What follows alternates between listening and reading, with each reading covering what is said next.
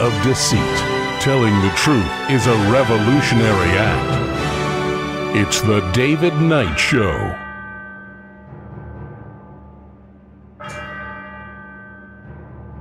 As the clock strikes 13, it's Wednesday, the 25th of March, year of our Lord 2026. Well, it seems like every day that comes, we have the federal government usurping more power and banning more things. Today, we see that they're banning Wi-Fi routers if they're not made in the United States. What's behind all of this? We're going to probably have to start looking at these signs saying they give free Wi-Fi. Kind of look at that as a plea of liberation rather than a offer of services. And there is some good news that is coming up. Can we ban the Trump bioweapon? The mRNA, GCI, genetic code injection? Well, there are 3 states who are trying to do it. We're going to talk about which states and what is the basis of this. Of course, we'll also have updates on the war. Gerald Slinty is going to be with us talking about the war, as well as taking a look at the economics. What is going on with gold? Why haven't we seen gold go up already? We'll be right back. Stay with us.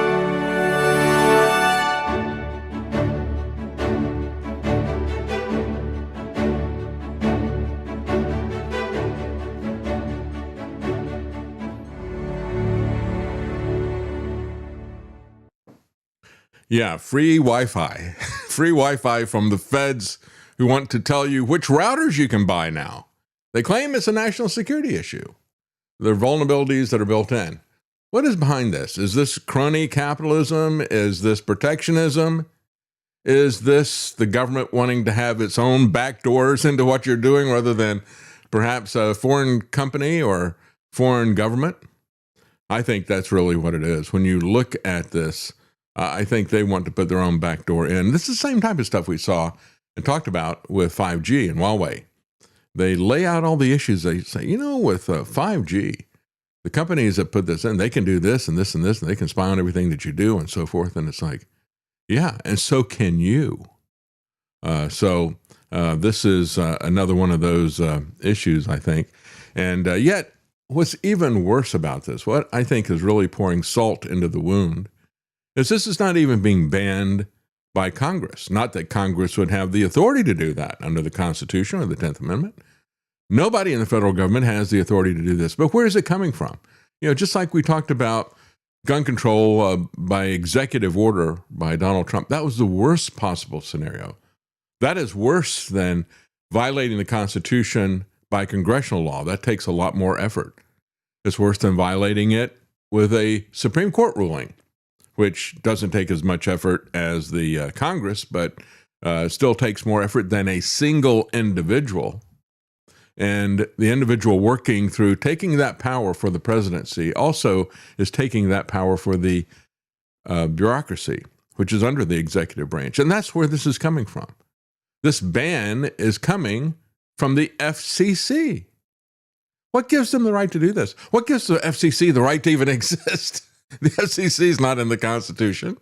It was a practical issue in terms of allocating spectrum, but they didn't need to have the FCC around to do that. You could do that with a one-time auction. You don't need to have an entire unconstitutional agency to hang around.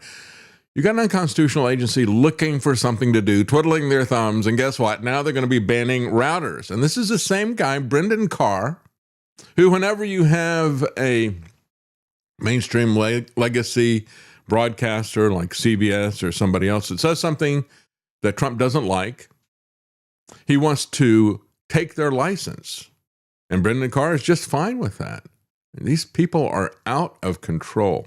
So what is this? The White House convened interagency review that determined that these devices pose unacceptable threats to U.S. households, critical infrastructure, and the economy.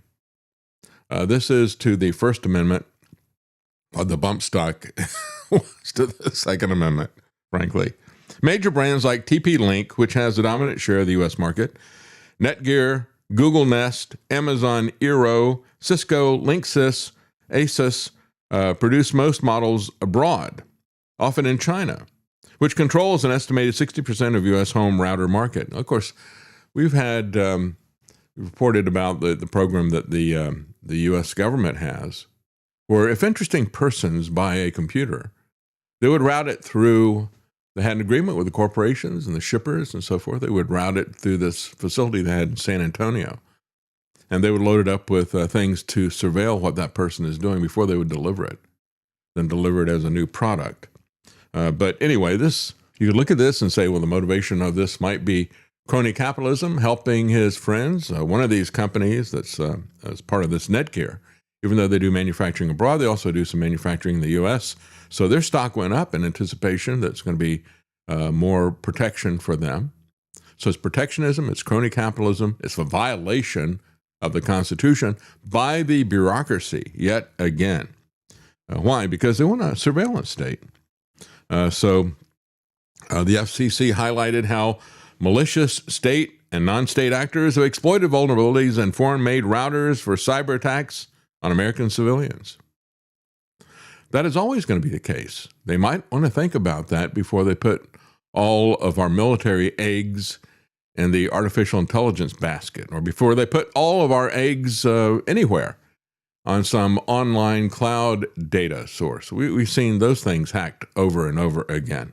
Companies can seek exemptions through the Department of Defense or the Department of Homeland Security. Think about that.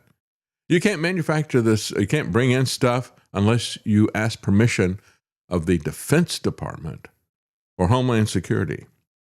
Talk about a militarized police state. You are there, and you'll own nothing unless they expressly allow you to have it. The move builds on prior FCC actions, such as the December 2025 ban on new foreign-made drones. That's another thing they've banned. We didn't cover in a great deal of detail. Can't get your drones from abroad. Well, we don't really have a drone manufacturer here. They have nobody wanted to go into that business, or because the China price in terms of slave labor, currency manipulation, intellectual property theft, all these other things that are giving China the advantage, they don't address that. Instead, what they're just putting up is a wall, an economic wall. And so there's aligns with ongoing security of firms like TP-Link, which faces separate national security probes and a lawsuit from Texas over alleged deceptive marketing and data access risks. So just take a look at what's happened over the last few weeks. We've seen governments, whether it's state government or whether it's federal government, move to ban 3D printers in effect. Say, well, you're going to either be put out of business, or you're going to go to the expense of maintaining a database, and every time somebody wants to print something, you go to the government database or the government-approved database and look to see whether this particular file is approved for printing or not. Is it on the ban list? We don't want you printing 3D gun parts, and we don't want you printing something that might be a copyright issue. So unless you put that into your 3D printer, we're going to ban your 3D printer. That's going to ban 3D printers altogether. It's too expensive for most to be able to do that. And even if, the ones who come through will be far more expensive because of this burdensome regulation, everything that we see in our life. I mean, we just had an issue with a water heater. And whenever you got any kind of appliance around your home, you see how much more expensive it is when the government's got its own regulations and what they demand to have happen, which is not necessary. We had a much better life when I was a child because we didn't have government micromanaging and raising the price of every single thing. Well, so they banned 3D printers. Then we got California and some other places wanting to ban open source software, open source operating systems and things like that. If you don't go through and do the know your customer stuff, if you don't put in digital ID and age verification for kids and all these other things that they want in there, then we will shut you down. So they're over and over again, they're banning stuff and they're putting these onerous regulations on corporations, making their products more expensive, more difficult to obtain in a new way, and then shutting off things that a lot of people get these secondary pieces of software because they want something that they know is open source. They can look at it and see that it is not spying on them. The government doesn't want you to be able to do that. The government wants you to pay more for their friends, the people who give them money, their owners and donors. Google gives money to politicians. Apple does as well. So you need to get those proprietary operating systems. They're the only ones who are going to be able to comply with this. And then, of course, now we've got banning routers. What's next? Well, just look at what they've done with cars and homes and how they're gradually strangling car and home ownership because they're onerous regulations. Well, just banning foreign-made Wi-Fi routers. Every router sold nationwide is at least partially built overseas, including popular models from TP-Link and Netgear and so forth. And again, this is the way the economy, whether you like it or not, this is the way the economy has organized. And it is very much like what Leonard Read talked about with iPencil. That's the way voluntary markets organize to try to make things more efficient. I know the Chinese government has stepped in a very fascist, protectionist way. And so Trump wants to make us more like the Chinese government. I think we need to move in the opposite direction. But everything that he's doing is designed to blow up these bridges that we've got. And guess what? He does it before we've got a solution domestically. It's just like his war.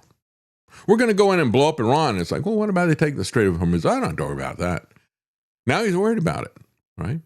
He goes in and he blows up the bridges to products that are made abroad and parts that are made abroad, even for people who are doing domestic manufacturing. Even if they build most of it here, they still got to get some parts from abroad. He just shuts it off like it's a faucet or something, even before there is something else to take its place. This is a pattern of behavior, a pattern of insanity, really, and a self-harm. FCC said the move is intended to prevent foreign adversaries like China and Russia from accessing equipment. You think that's going to stop them? You're not going to stop that with this. It's basically, again, it's protectionism, and it's our own government wanting to have its own backdoors in this stuff. Scaling up production of fully U.S.-made routers is expected to take time, see? Internet service providers could face challenges supplying equipment to new customers. In other words, another problem.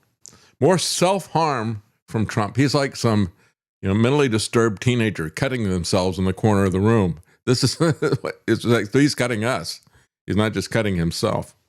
There's no immediate threat to devices that are already in use. They're going to grandfather in the devices that are there. Isn't that nice of them? The move targets a global supply chain, as always. So Trump does with everything. Now he's at the global supply chain of energy. You notice there's a pattern? Couldn't be a conspiracy or a plan, could it? That's the real 4D chess. The fact that these people got people to believe that Trump was a Republican instead of a New York City Democrat, and got them to make excuses for all of the globalist Democrat things that he's doing and blowing up the supply chain everywhere. And so China has historically supplied about 60% of these, and they're going to just cut that off just right away. So get ready for a shortage of these things. You may want to get something now if you think you're going to be in the market for a router anytime soon. Brendan Carr, chairman of the FCC, said, "I welcome this executive branch national security determination. I don't welcome the national security state. As I said many times, it's something that was an abomination that was created by Harry Truman, just like he created the NSA with an executive order, a secret executive order, just like he set us on the path of all of these non-declared wars, calling it a police action. He was the one who set up the national security state. And we can't tell you anything about what we're doing. We operate completely in the dark, and you can't see what we're doing. What does that invite? That invites corruption like nobody has ever seen, and that's what we've gotten ever since. I'm pleased," said Brendan Carr, "that the FCC has now added foreign-produced routers, which were found to pose an unacceptable national security risk to the FCC's covered list." Well, I'll tell you what. If you're worried about it, take care of it with your contractors that you're buying government products from or your military products from. Leave me alone. What I do has nothing to do with national security. There's nothing that I have that has to do with national security. I know you would like to eavesdrop on everything that I'm doing because I'm opposed to you and everything that you're doing, but it's not about national security. This is just ridiculous. But this is a guy who wants to punish broadcasters for Trump. This is a guy who hates the First Amendment. He hates the Constitution, all the Bill of Rights, for that matter. Just fascists. Carry out direct attacks against American civilians and their homes, he said. Well, none of us are worried about that. We don't need to be protected from that, just like we don't need to be protected by the TSA that fails 95% of the time. Yeah, how in the world do we convince people that there's a threat? Well, they don't have to convince you of a threat. They just pronounce it as a threat. The real threat, folks, is Washington, D.C. That's the threat to our lives. So we're not providing foreign actors with the built-in backdoor. No, the feds are the ones who want to have the backdoor. And we will find at some point in the future that there's this secret memo that in the name of national security, the router manufacturers are not allowed to say anything about it. And we'll find that they're mandating for them that they report everything that we do, give them a backdoor into what we're doing. Well, speaking of backdoors, this mail-in voting election that Trump says we got to pass Save America Act or the country's lost. And he's going to do anything that he can to get this through. Well, it turns out that, not only is this guy the father of the vote by mail elections, he's the one who started this in 2020. I remember very clearly saying, you are setting up one of the worst risk for honest elections we've ever had when he did it. And he did it as part of the phony lockdown. Well, now he just cast a mail-in ballot himself. He says mail-in voting is mail-in cheating. And yet that's what he did in Mar-a-Lago in a special election. Not only that, but we've always had absentee ballots. If you are sick or going to be out of town on election day or whatever, and of course, election day is a very long period of time in most states now. But you always had the option, if you were sick or disabled or going to be out of town, to vote by mail. What changed was the way that Trump did it. Everybody is voting by mail. And once they did it to that large extent, it is something that is a real security risk. I agree with him. But he's the one who created all of this stuff. He's the father of vote by mail corruption. And so the father of vote by mail corruption decided that he wanted to vote in this election.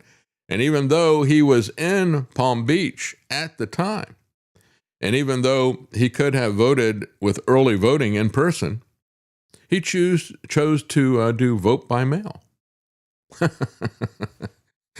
The guy is consistent in a way, isn't he? Trump has railed against voting by mail for years, claiming without evidence, says CBS, but I think there's plenty of evidence that if you just look at the way the thing is done, there's plenty of evidence that vote by mail and electronic voting machines are a real hazard. And you can find examples of it, but you can see that it is open to that type of corruption nevertheless. But they said his Save America Act would add more voter ID requirements and limit mail-in voting. I think that's a good thing. But again, the hypocrisy of Trump in terms of being the creator of this and in terms of using it himself reeks as usual. But here's, as we talk about him being the father of the mail-in voting fraud, is also the father of the COVID mRNA fraud. And now we got 3 states have offered bills that would declare these mRNA COVID shots, quote, weapons of mass destruction. How long have I been calling it weapons of mass destruction? I've been calling it a bioweapon for years because it is a bioweapon. And I'm not the only one who's been calling it that. You got a lot of scientists, even a lot of public health organizations and some other foreign governments who have called it a bioweapon. Well, the 3 states that are doing this are Minnesota, Arizona, and our own Tennessee. They've now introduced legislation designating mRNA injections as, quote, biological weapons of mass destruction. Last year, Minnesota was the first to propose a law criminalizing mRNA jabs, following in Arizona earlier this year, and now Tennessee, Idaho, Iowa, Montana, South Carolina have introduced this, and Tennessee have previously sought to restrict the use of mRNA technology. It's only a matter of time before these injections become outlawed, predicted Nicholas Holzer, who is with the McCullough Foundation, an epidemiologist and administrator there. Holzer noted that if the Arizona bill gets enacted into law, quote, processing, distributing, or manufacturing these shots will constitute terrorism. You know, it really was terrorism if you stop and think about it. That entire COVID MacGuffin, scaring people to death over something that's not real, but, you know, using scare tactics, using violence and threats of violence. They did get violent with people if you didn't follow their policies, right? All of that is terrorism. And so he said, and rightfully so, should be called terrorism and have related charges and even life imprisonment. Given these shots have killed, injured, and disabled millions upon millions of people across the globe, rivaling hundreds of Hiroshima nuclear attacks, it is a weapon of mass destruction. Again, you know, Trump keeps lying to us about how many lives he saved and all the rest of the stuff. It's pure fantasy. Not a shred of evidence. There's plenty of evidence of mass. You can look at the epidemiological charts. You can look at the excess deaths. Yes, the excess deaths started going up in 2020 because they were doing things like putting people on ventilators that had respiratory issues and killing them, 90% of the people dying. But the Trump administration was rewarding hospitals for doing that, rewarding them for pointing at somebody and saying, you've got the magic mystery disease, right? 20% bonus for everything you do in the hospital. And we'll give you $13,000 if you point at them and say that they've got the disease, instant $13,000 plus a 20% bonus on everything in the hospital. And if you put them on a ventilator, $39,000. Of course they're going to do that to people. They hold life cheaply. It's about making money because the corporations have been taken over. The corporations have taken over the hospitals. And the doctors are not in control anymore. It's the bureaucrats and the corporations that are in control of healthcare. And so we saw an increase in the number of excess deaths, but you can see everywhere when the mRNA shot rolls out, you can see a massive spike go up in deaths. It killed a lot of people right away. And then there's a lot of people who are still dying from turbo cancer, still dying from heart disease, like myocarditis, pericarditis, dying from blood clots, dying from this spike protein, this genetic code injection that I've been calling it since 2020, that changes your body. I mean, why didn't anybody see this when Trump goes around and says, how long is it going to take you to manufacture? And they say, oh, we got something. We can do it right now because we're going to turn your body into a manufacturing plant. I said, okay, stop right there. I see a problem with this. I don't want my body turned into some kind of a manufacturing facility for anything. And how do I turn it off? Well, it turns out you don't turn it off. That's why this thing is so long-lasting and why we don't have a final number. It's an ongoing thing. The Minnesota bill clearly states it is, quote, the intent of the legislature to designate mRNA injections and products as weapons of mass destruction. Tennessee's bill is known as the mRNA Bioweapons Prohibition Act. It was introduced last week, and it prohibits the manufacture, acquisition, possession, or making accessible to others of mRNA injections and products. It requires state and local government officials to use all lawful means necessary to investigate or to enforce suspected violations. It punishes violations the same as manufacturing, acquiring, possessing, or transferring a weapon of mass destruction, which is a Class B felony. It's been introduced in Tennessee, Arizona, and Minnesota. We should try to get the state senator who's introduced it, Janice Bowling. We should try to get her on the show. Give her a thank you.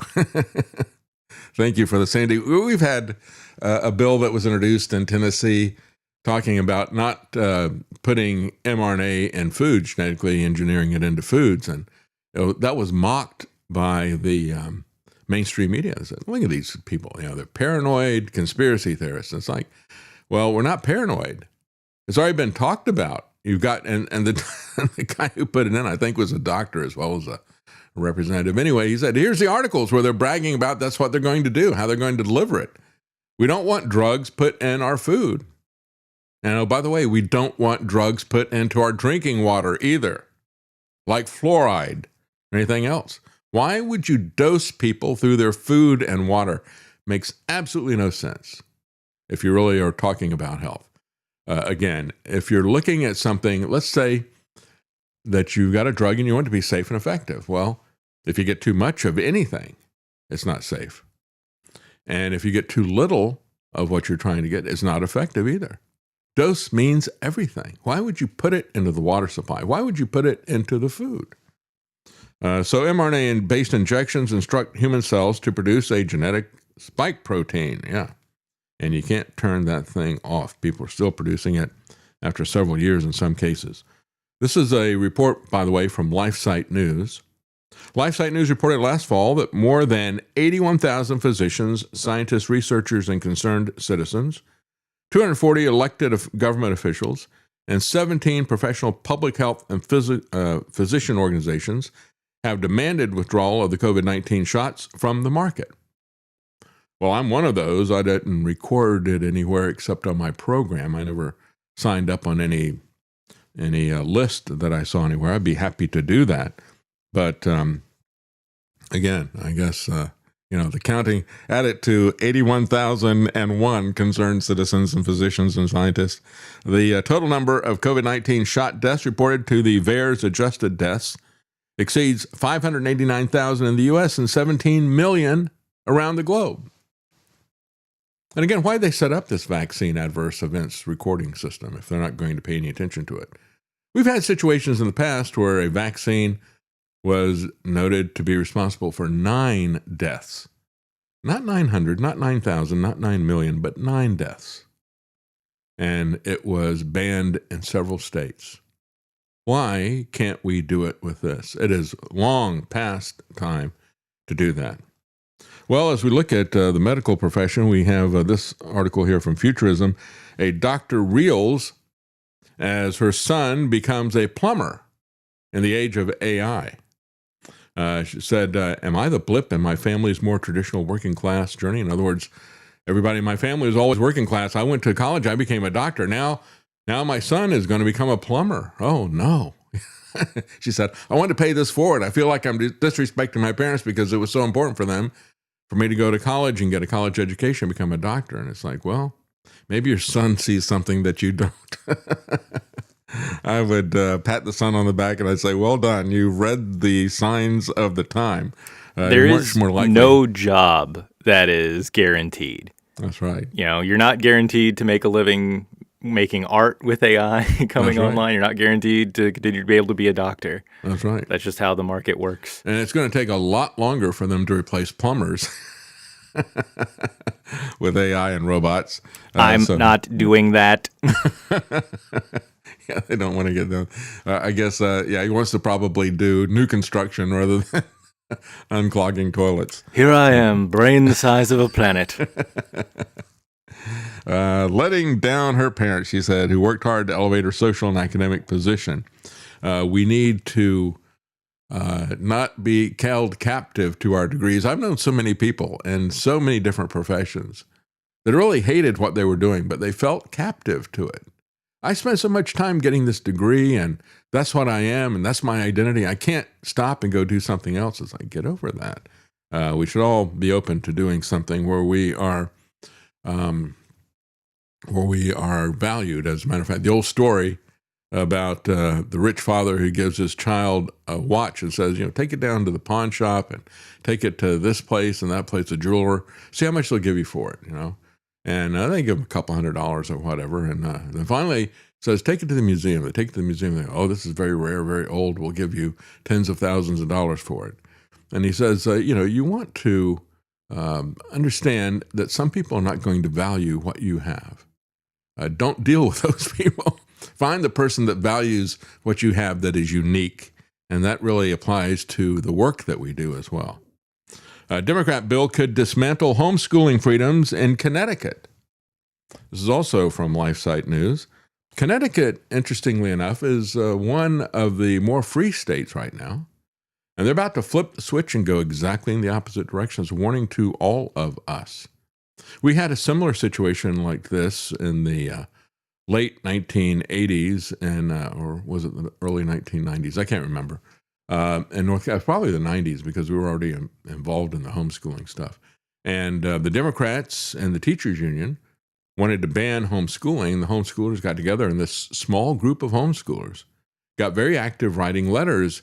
And so few people ever communicate with their elected representatives to say what they like and don't like, that this number of people, a small number of people, they looked at that and thought there was a lot more behind it. It's kind of like the stories that you hear about the Civil War, where you, at the very beginning, you would have several cases of this, where the Union Army would show up and had this massive army, and the Confederates on the other side only had a few people. They found a clearing where the other people could see them, and they started marching in a circle. And they thought there was this huge army that was on the other side. Well, that's basically what we did with the homeschoolers, writing letters to the elected representatives in North Carolina, and we beat the teachers union and the Democrats in that.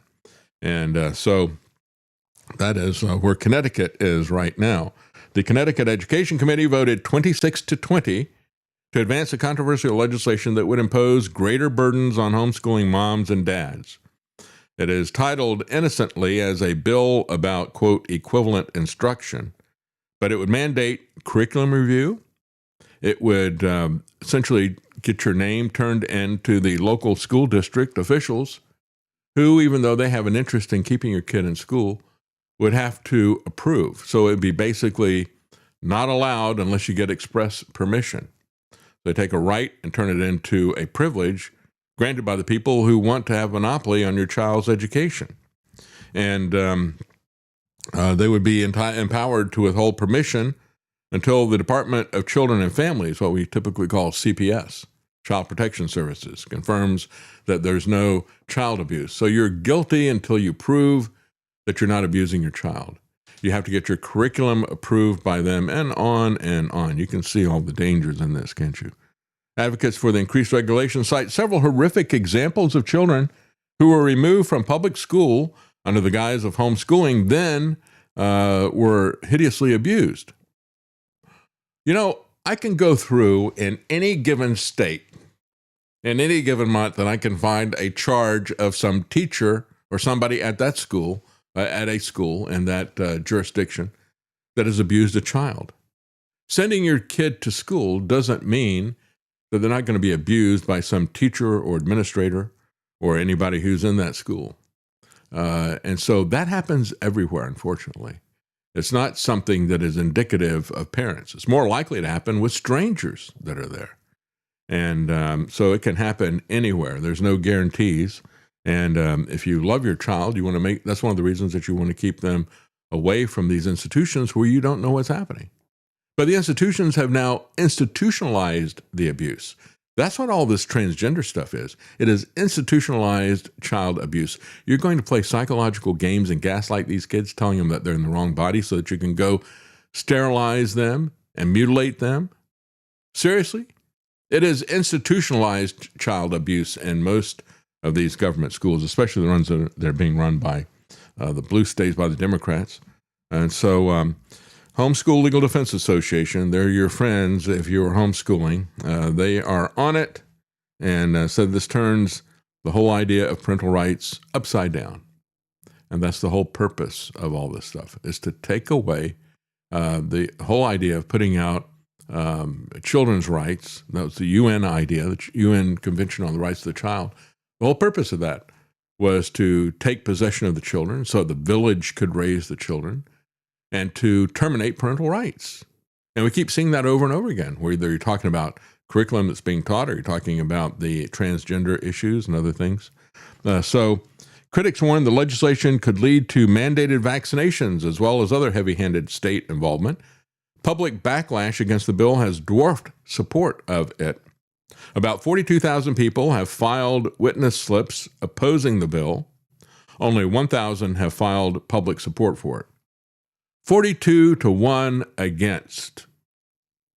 Will that work? I don't know. Now, here's one other thing you need to know about this. Also, I think it's worth pointing out that most of the people that tend to be obsessive about this kind of legislation, we have to control your children, we have to know what you're doing with your kids, very rarely have children themselves. Yeah. This is continually the position espoused by these extremely liberal, single, white women who have become teachers. Yep, that feel that they have some kind of intrinsic right to brainwash your children into what they believe. That's right. Well, there's also a coalition for responsible home education. And what this is what they're trying to do is to eliminate home education. Sounds like they're in support of it, but they're not. Same way that Planned Parenthood is about, actually. It's not about parenthood. It's Planned Non-Parenthood, yeah. This is also, folks, just to remember, this is being funded by the Ben and Jerry Foundation. So remember that when you're at the grocery store, about Ben and Jerry. And this is what the foundation says. It is explicitly anti-Christian. They say Christian fundamentalists in the United States have worked to enact their regressive ideas about gender and race by using homeschooling to isolate and to abuse their own children. Well, yes, I don't like what you call your progressive ideas about gender and race. And so, yeah, that we do homeschooling to protect our kids from that. But that's not abuse. Abuse is what you do psychologically and physically to kids. We'll be right back.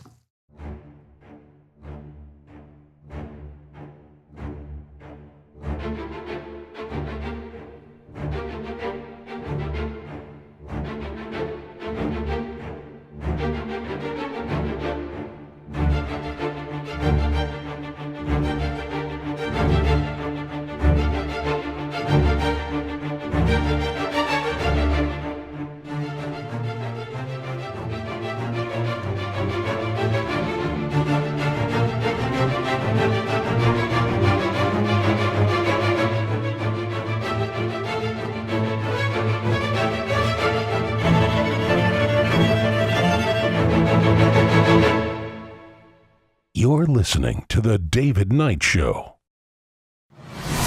APS Radio delivers multiple channels of music right to your mobile device. Get the APS Radio app today and listen wherever you go.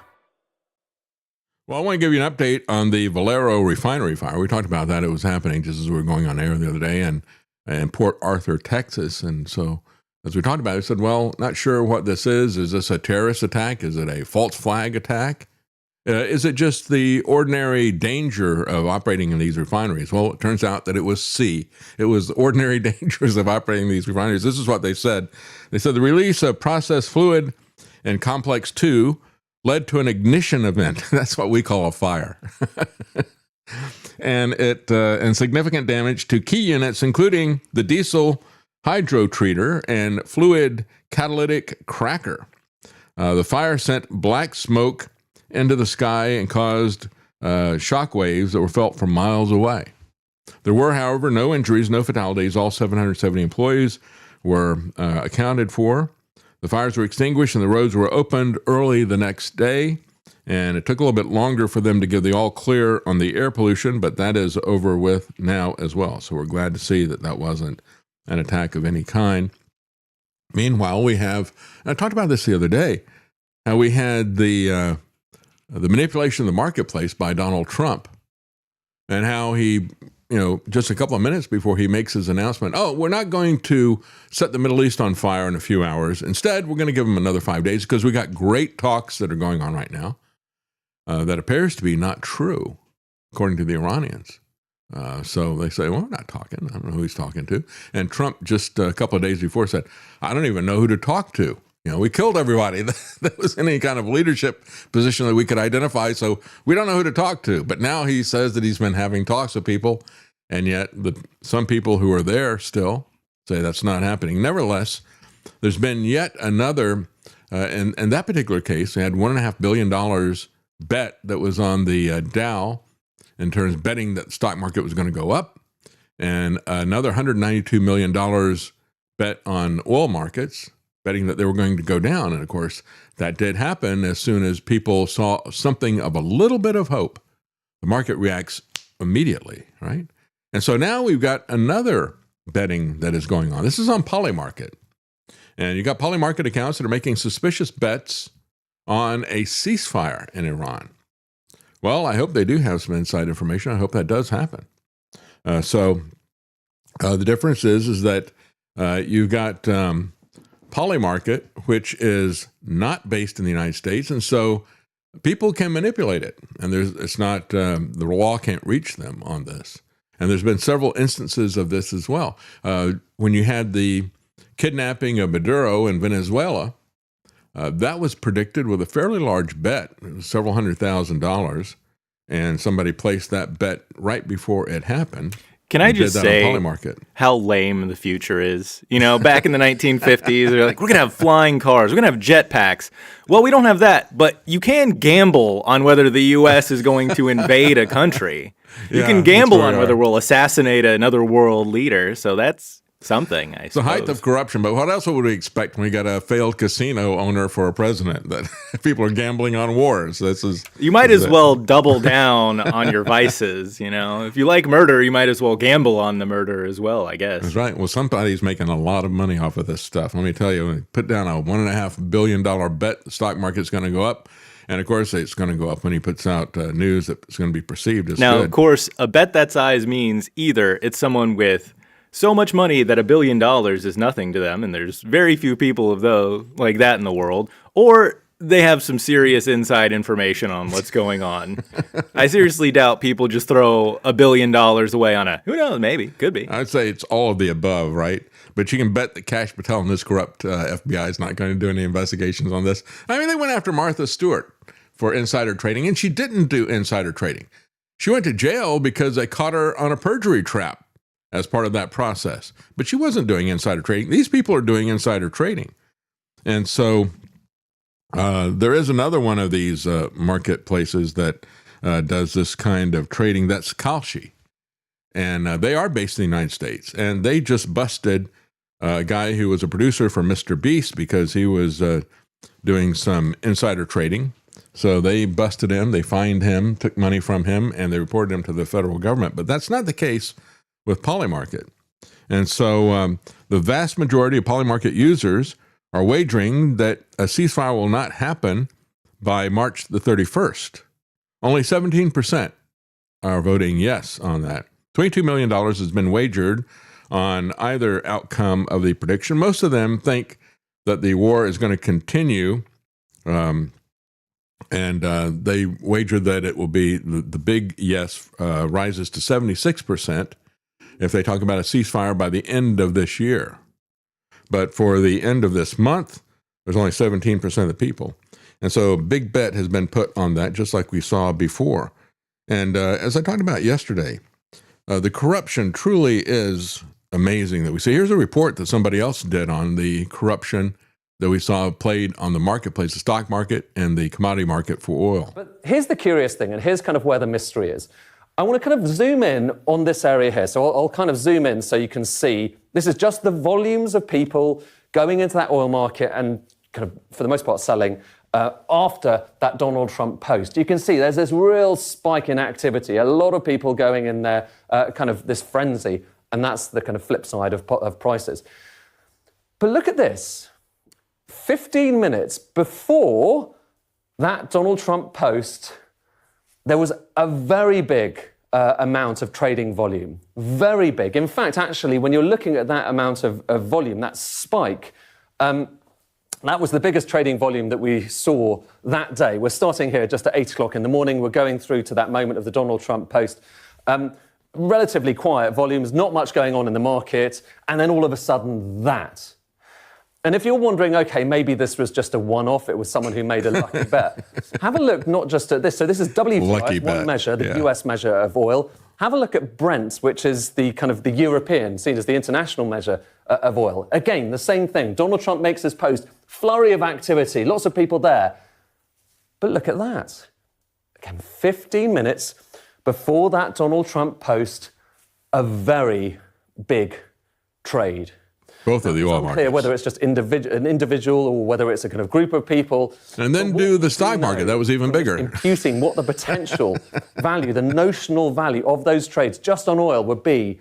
It is staggering amounts of money, life-changing amounts of money, $580 million. Someone has just made a real killing on this. And it's not just oil. So that's oil. Yeah. And so this article here about what's happening on Polymarket and when there's going to be a ceasefire declared, that is a $70,000 bet. But on the oil market, somebody made $192 million. And then on the stock market, they made a $1.5 billion bet. Well, I think we have to understand that we're dealing with Hunter Biden levels of corruption now. Exactly. In the Trump White House. Let me explain why. You put the oil trade up there. There was a bet that the price of oil would tank. And that was a bet of about 150 million. Another bet was placed that the market would lift, in other words, rise dramatically. That was a $1.5 billion bet. Now, whenever you bet in the market, which is effectively what it's about, it's a big casino. You know, for those who are only in it. It's a casino where Trump is finally winning. As opposed to others that draw income from it over time. What we need to understand is that you bet less on the downside and bet more on the upside. So the $150 million bet paid off because somebody within 3 or 4 minutes of President Trump's announcement knew what President Trump was going to announce. The same thing was true for the 1.05 billion bet that you've got up there now. Both of these bets paid off handsomely. Now, who in the White House could possibly have known, and who in the White House has access to that kind of capital that could have a stupendous impact on profits? Well, I'll let everybody in the audience sort of let that sink in. Think about it. And understand Kash Patel's not going to be investigating this. Normal setting were this to happen, I would say 50 years ago, 100 years ago, maybe even 30 years ago, the Attorney General would be sitting at his desk or her desk and receive a note saying, we have witnessed this unnatural market behavior that's resulting in mega profits. And it all seems to come right before the president makes an announcement. We feel this justifies an investigation. Well, I don't think with Pam Bondi in there's any chance of that investigation happening on the executive side. Now, then the question is, well, what about Congress? Will someone in Congress stand up and say, look at this, this is outrageous?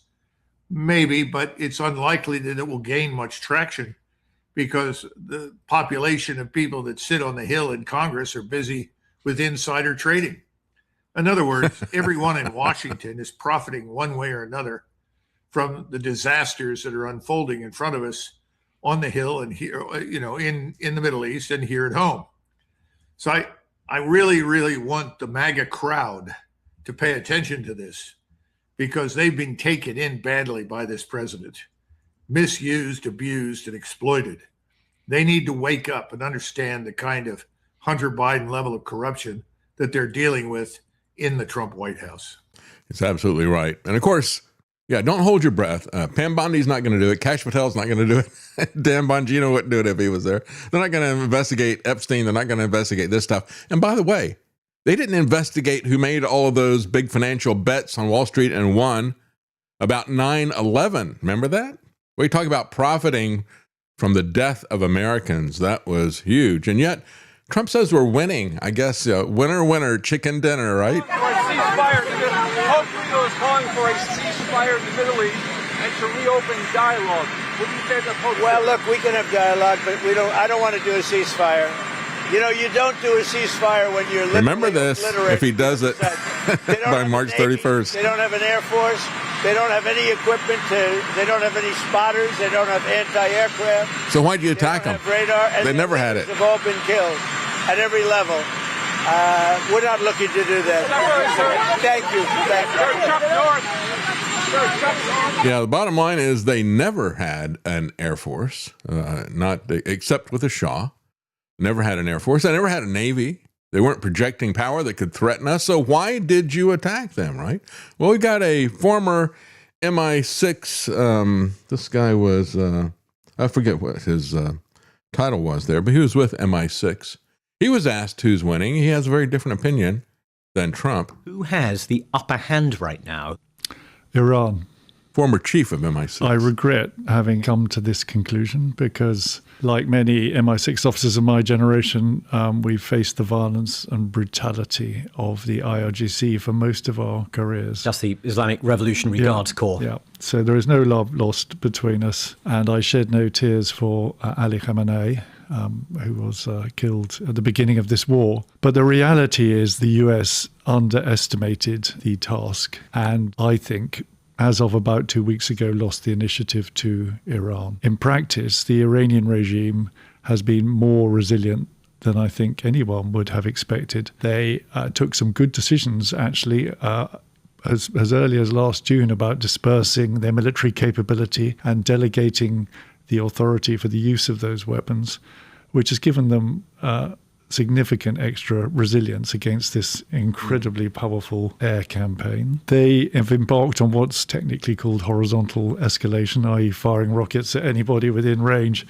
which at the time, honestly, Shawshank, I thought was nuts, but in fact has been a very good way of putting in direct price on the US. Sort of worked. And then they've understood the significance of the energy war and held the Straits at threat and globalized, and essentially not internationalized, just globalized the conflict in a way that gives them some weapons. So, they've played a weak hand pretty well. My second point is that Donald Trump has said some stuff that will have confirmed something they knew already, which is that they're in a civilizational war in their terms. They're in a war of existence. Donald Trump made it very clear that he wanted to see them up against the wall, basically, whereas America has embarked on not to mention war, Pete wants to kill everybody. In those terms, I think that's imbued them with more staying power than their US and certainly US counterparts. That's right. You attack people in a war of aggression. I think that really is giving them the whip hand.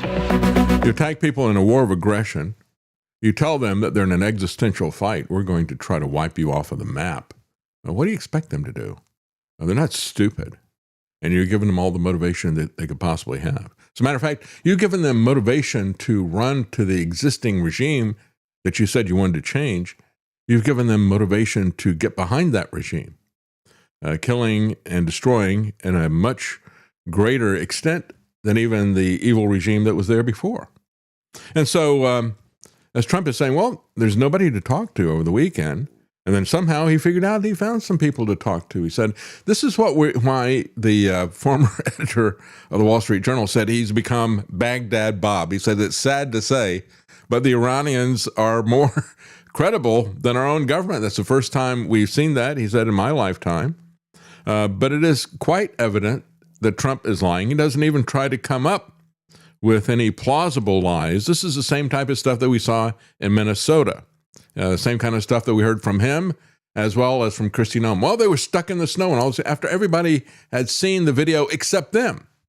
They had so little interest in their conduct and the conduct of their agents. They didn't even bother to look at the video. They had such contempt for our intelligence, such contempt for the truth. They just make up a story. And they don't even make their stories consistent with each other because they think we're so stupid we don't understand what's going on. Well, on March the 9th, Trump announced that the war was winding down. I don't see anybody other than Donald Trump and War Pete, nobody else outside of that actual regime, except for Ben Shapiro, saying that we're winning the war. Everybody else says that this is a war that's going to be lost. It's going to be lost, and I think the regime change we're going to get is Trump, and it's nothing that I rejoice about. I mean, I don't want to see the Iranians winning, and I don't want to see the Democrats winning. But when you look at Trump and these other, it's just, they keep getting us involved in one war after the other. It's one thing after the other. What was the name of that movie? Was it One Battle After the Other? So that's what the Trump regime has been. And now with this asymmetric warfare that they're doing, it's an asymmetric economic warfare. And it's going to have the entire globe hating America because they all hate Trump, even more so than the tariffs. And so that is what we're looking at here. And when Trump comes out and says, they don't have an Air Force left, they can't launch missiles or anything, and then they launch a large missile strike that is very accurate. You know, they took out that radar facility. They took that out with one missile. That was over $1 billion, and it was the central point of this distributed radar system that they have for their anti-ballistic missiles. And they have this massive radar system there that detects the missiles on launch, calculates their trajectory to try to intercept them. And of course, the Iranians were able to take out that several of those installations, but primarily that one that had cost $1 billion, and it was central to the entire radar scheme that was there. And it's, what they have done is strategic. What we've done is we go in and we start bombing schools and stuff, because what is our strategy? Let's bomb the most number of places that we can. And it was actually, I think it was General McGregor, or Colonel McGregor. I think it was Colonel McGregor who said that maybe it was somebody else. They were talking about the targeting and the fact that the Air Force wanted to make it look like they could win wars just from the air. And so he said, when we went around, we actually evaluated. No, I don't think it was McGregor. I think it was Scott Ritter who said it, because he was the one who was going around targeting and evaluating targets. He said when he went around evaluating the targets, he started reporting back to them, it's like, you're not hitting anything out here. And that got them really upset. And the Air Force ejected him out of the country. He said, so what they came up with was they came up with a percentage. They said, well, we're going to assume that we're hitting X percentage of the, of all the bombing that we're doing, about X percentage of it is hitting something. And so we just do more bombing and we hit more targets, right? That's the calculation. So they just applied that percentage to everything. So just, take it up to 1,000 bombs and, now we've hit 800 targets or something like that. And he said that simply isn't true. So from the moment this war was kicked off, the Trump administration has been inconsistent in its messaging. I've seen this from a lot of different sources. Just call it what it is, a lie. If you're not consistent with what's happening, you're lying to people. And if you're constantly changing your story, that is the hallmark of a liar. Well, this is the summary from the New American. They said, for years, the president has communicated every day at all hours of the day, it seems, through social media. Perhaps the missed signals emanating from the White House are the manifestations of an impulsive and sometimes confused president trying to figure out in real time how to deal with this war. Whether he's trying to calm the markets, restore trust in his plan, which he doesn't have, or shame European allies into helping out, maybe what we're seeing is the leader of the world, quote unquote, feeling his way around in his first major war. That's a very charitable way to put it. Maybe this guy,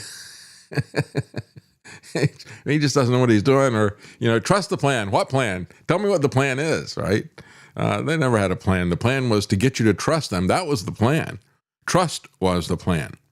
And what they're talking about, this guy who is feeling his way around, trying to figure out what's going on, that literally is, folks, the blind leading the blind. And speaking of somebody who is absolutely blind to the way that he is perceived, Lindsey Graham and his pushing of this essentially suicidal attack on Carg Island.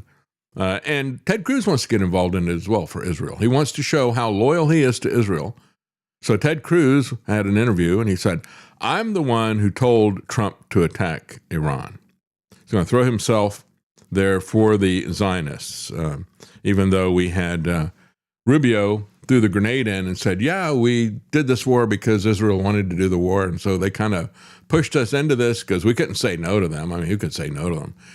And so Ted Cruz comes in and throws himself on that hand grenade that Rubio unleashed when they went in there. So New American says the deranged war fantasies, that's a good way to put it, of what Lindsey Graham is doing. The deranged war fantasies of Israel First GOP Senator Lindsey Graham of South Carolina.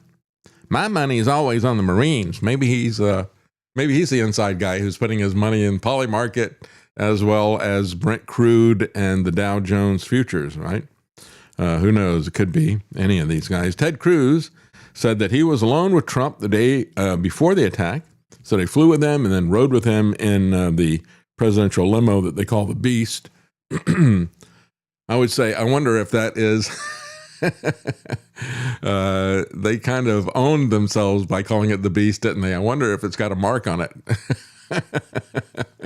The mark of the Beast. That's right there. So and Nancy Mace, who is also in South Carolina, came after Lindsey Graham. She said he needs to be removed from the Situation Room. I don't want to hear one word from a guy who has no kids, who's desperately sending our sons and daughters into war on the ground in Iran. And, oh, by the way, I don't want to hear one word from Trump or Bibi either, because they don't send their kids into the war, right? You got Netanyahu's kid is sitting in Miami, living it up, and Trump's Barron is doing who knows what in Ivy League schools. Lindsey Graham has one foreign policy: send somebody else's kids to war. He was wrong about Iraq. He was wrong about Afghanistan. Now he's wrong about Iran. That was Nancy Mace saying that. Lindsey Graham wants American troops on the ground in Iran, not his kids, yours. Not for freedom, but for the price of oil. Unless he is suiting up for Karg Island himself, he should sit down. Senator Graham, why don't you deploy to Iran yourself if you're so eager to send everybody else over there? Yeah, get in the front line. You love war, go do it. You and Sean Hannity. Graham isn't the only senator who pushed for Americans to die for oil in Israel. So did Ted Cruz. And he boasted about it. I urged the president to launch this attack. I was with him pretty much the entire day on Friday before the attack launched on Saturday. This is a guy who seems to have absolutely no political discernment, no biblical discernment either. You saw that in the interview that he had with Tucker Carlson. Tucker Carlson just skinned him alive, showed his ignorance, flayed his ignorance to the world. He said, when asked, he said, do you think we should negotiate with Iran? He says, well, I don't believe they're negotiating in good faith. They're liars. I think we were the ones who were not negotiating in good faith. I think we're the ones who engaged in treachery. The legal term is perfidy. We were not negotiating in good faith. Anyway, during his interview with Carlson, Cruz revealed he didn't even know any basic facts about Iran. How many people live in Iran, by the way, Carlson asked. Well, I don't know the population. Carlson said, at all? He said, no, I don't know the population. If you don't know the population of the country, you seek to topple. And of course, the other thing he doesn't know anything about is he doesn't know anything about the topography either, which is maybe even more relevant. They got 92 million people at places like a natural fortress. You don't know any of that. And by the way, you don't know who the leadership is either. And you don't know how they have structured this in terms of, they knew they were going to have a decapitation strike. You don't know how they structured any of that. You had absolutely no intelligence. And I mean that from the IQ standpoint, not just information. You had no intelligence at all going into this war. And that's what we have right now. We got the blind leading the blind. He doesn't know the territory. That's right. Go watch the music, man. You got to know the territory. Ignorant and arrogant. No idea of population size, no idea of the land area size, no idea of the topography, no idea of the government or military structure. They did not know who or what they were fighting, quite obviously. Well, Reuters is coming out and saying that Trump approved the strikes after speaking with Netanyahu. Sorry, Teddy, you can't be the number one Zionist. That goes to Netanyahu. So Trump blames Hegseth for the war. He says, Pete, I think you were the first one to speak up. You said, let's do it. Well, it is, I think, what does it tell you about Ted Cruz? He'd be so devoted to Zionism that he would put his neck in the noose on this losing effort of this war, saying, I did that. Maybe they'll give him a place to live along with the pedophiles that they give asylum to in Israel. Who knows? But when we look at one Israeli, I said, maybe this is what Netanyahu is after. Netanyahu might be looking at this and saying, you know what? Maybe we're losing America. Maybe this is irreversible. And maybe I also recognize that America is not the America it used to be. America will not reassert primacy. We are headed to multipolarity. So you know what? As Israel, what I need to do is squeeze as much out of this America while I still can. So if I drag America into a war that's going to be really costly for them, that might accelerate the loss of our support and also accelerate American decline, well, if that war can fundamentally reshape the region and can help entrench my country's domination, then to hell with the consequences for America, this is worth it for us. And I just wonder whether that's in any way part of the calculation. Yeah, that's right. The Machiavellian industrial complex. You know, the guy who, you think he'd be capable of doing that? The guy who thinks that Genghis Khan is greater than Jesus Christ. And he says, well, the good guys lose. It's the evil guys who are going to win, right? It's the evil people who are smart. Let's go with them. Netanyahu determined to move forward with an operation that he has urged for decades, arguing that there might not ever be a better chance to kill Khamenei and to avenge previous Iranian efforts to assassinate Trump. Yeah, this is... we'll never have a greater fool in office. We'll never have a better tool in office than Trump. Let's make sure we don't lose this advantage. And I think that's the real issue. Netanyahu going time and time again to the White House and saying, yeah, you got to get even. They tried to kill you. That's Netanyahu is pushing that out. And of course, Joe Kent spoke to that as well and shot that down. Tucker is actually correct here, said Ken Silva. Attempts to blame Iran for the 2024 actual attempts on Trump's life have largely come from Israel, Bibi and his proxies like Mike Waltz. There are no IRGC assassins indicted.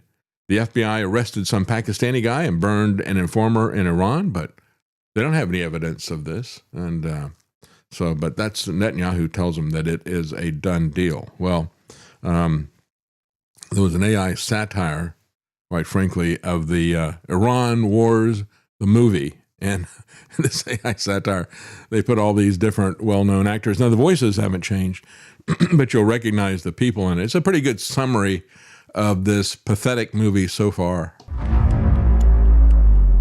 Sir, they're about to go nuclear. How long do we have? Liam Neeson as Donald Trump. They're 2 weeks away. How 2 weeks away are they? Even more 2 weeks away than they were 5 years ago. My God! That's dangerous levels of 2 weeks away. I know.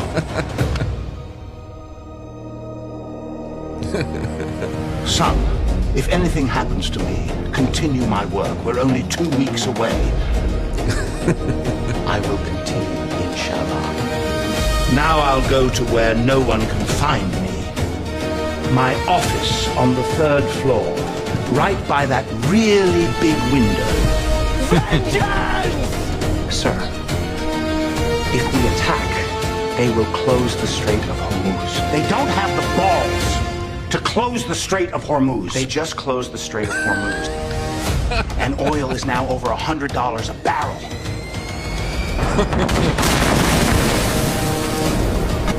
Please keep me out of this. No one likes this war. And I want to be president one day. There's push-up feet.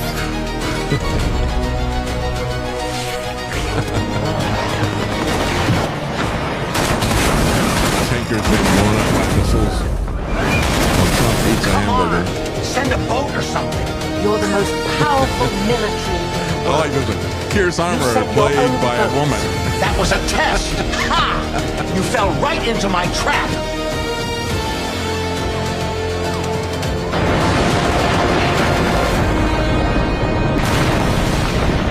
Sometimes the best reason for war is no reason at all.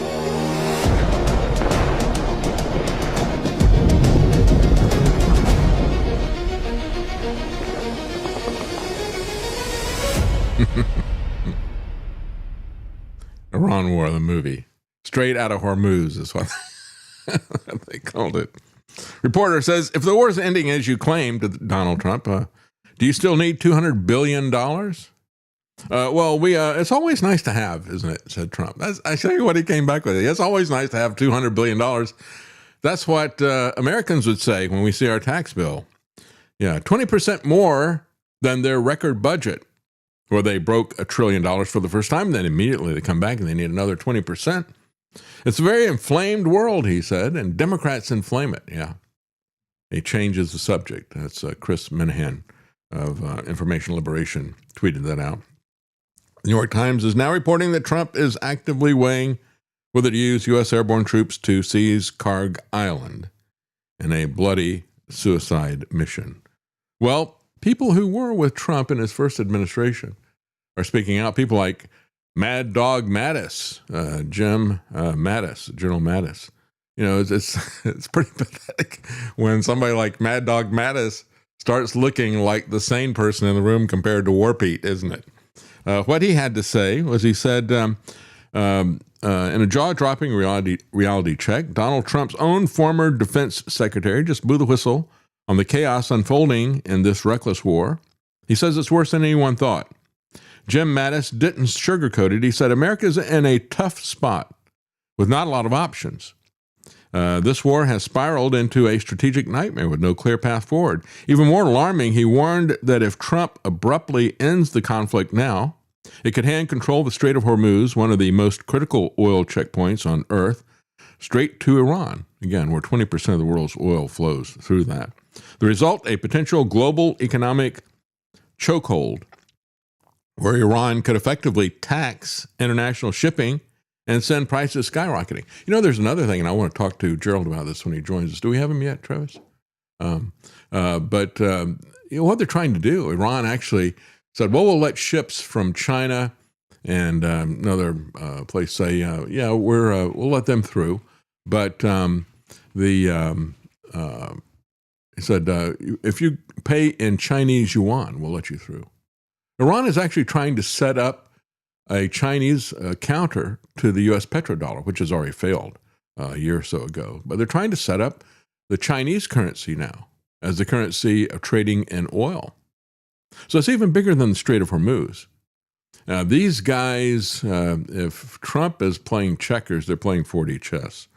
Anyway, Trump launched a massive military escalation with no clear objective. Now he's pausing strikes after weeks of destruction. His own former Pentagon chief is admitting that there is no good outcome. He said that's not strength. That's reckless improvisation with global consequences. Meanwhile, oil prices are swinging wildly, spiking near $120 a barrel before dropping again. Even after all the bombs dropped, Mattis says it hasn't achieved any meaningful strategic gains. None. That's the same thing that General McGregor said, as a matter of fact.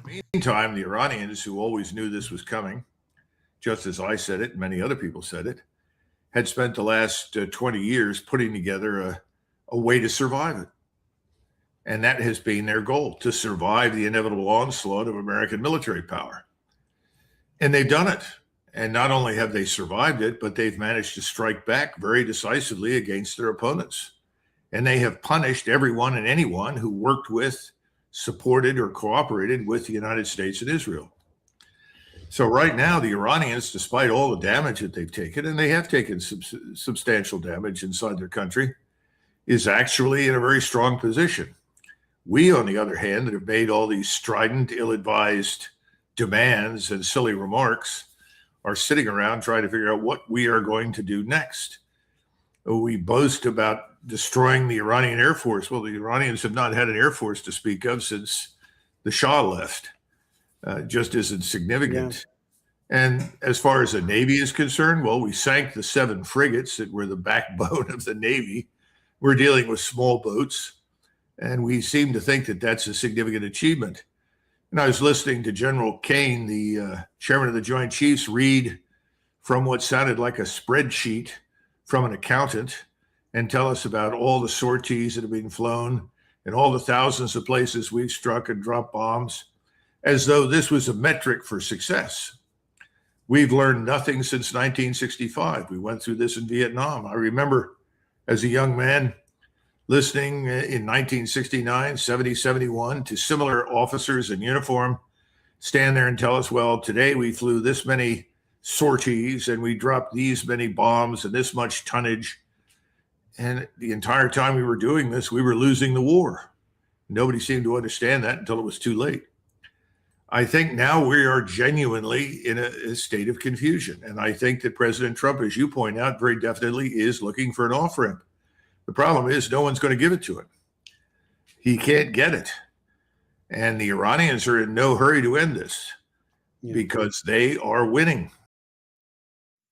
Yeah, so you saw the same thing from General Mattis, retired General Mattis, as you hear from retired Colonel McGregor. What Mattis is saying, no victory, no stability, no plan, just more uncertainty, higher costs, and a world pushed closer to war. Retired General McMaster essentially was talking about World War III. He said, we've got the U.S. government engaging Chinese and Russian ships in the Caspian Sea. He didn't even mention, I think, what is brewing in Cuba. We don't have a Cuban missile crisis, but we've got a Cuban oil crisis. There's a Russian tanker that appears to be ready to try to run the blockade of American ships, trying to keep energy away from Cuba.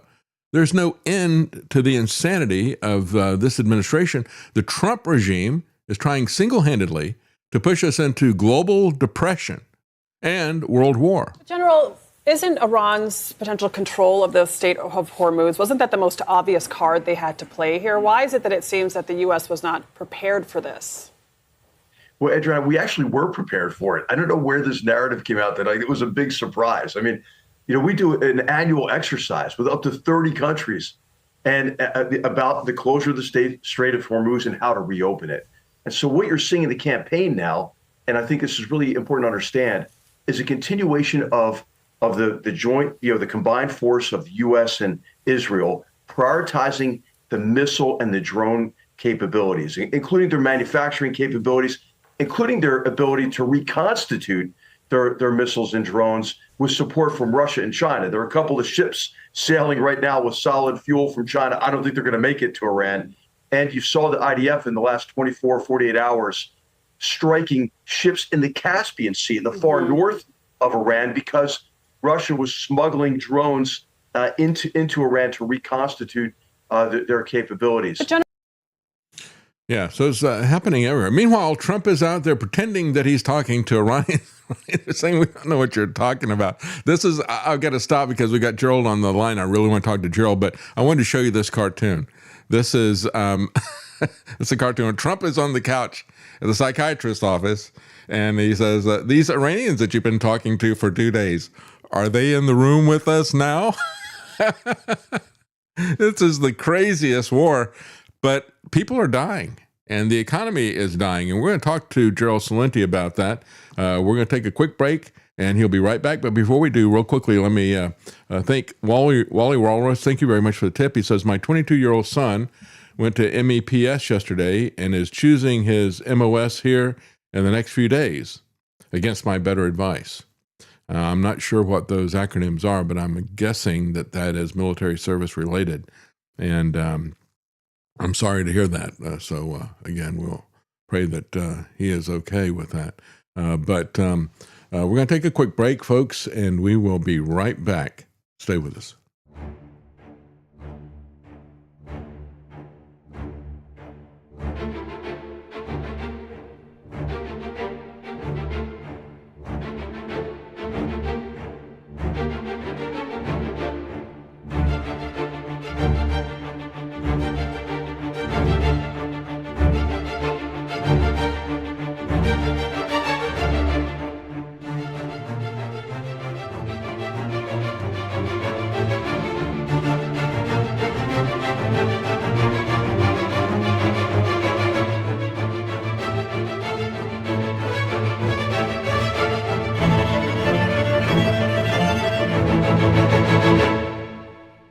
You're listening to The David Knight Show.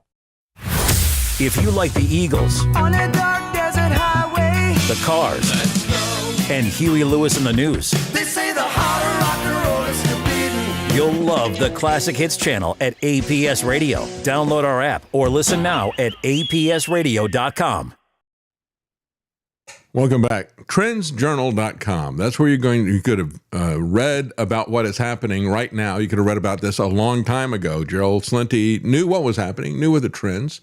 And when we talk about timing and the rest of these things, the trends are absolutely undeniable. And he's been on top of this from the very beginning. And so when we look at where we are today, it's no surprise to Gerald. He's told us all of this. And so I want to talk to him about what's going on with gold, because I'm a little bit surprised at what has happened with gold as well. So joining us now is Gerald Celente with trendsjournal.com. And by the way, if you want to be wise and subscribe to the information that Gerald Celente has, especially when we're living in such interesting and volatile times, we'll say, You can save 10% off with the code NIGHT at trendsjournal.com. Thank you for joining us, Gerald. Thank you. And by the way, with putting NIGHT in, it costs you the grand total of $2.50 a week. Yeah, pennies. Amazing. And again, we're giving there's no magazine. People could go to our YouTube, Gerald Salenti or Trends Journal, and you see the comments of the people that subscribe. We're not making this up. There's no journalism's dead. Yeah. Dead. Yep. Yeah. As a matter of fact, I was just going through some of the articles here. Alex Springer agrees to £570 million takeover of Telegraph. Media group Axel Springer has agreed to buy Telegraph, blah, blah, blah, blah, for the $575 million in an unexpected move. And they go on to say that the guy that's buying this thing is Dofner, Dopfner.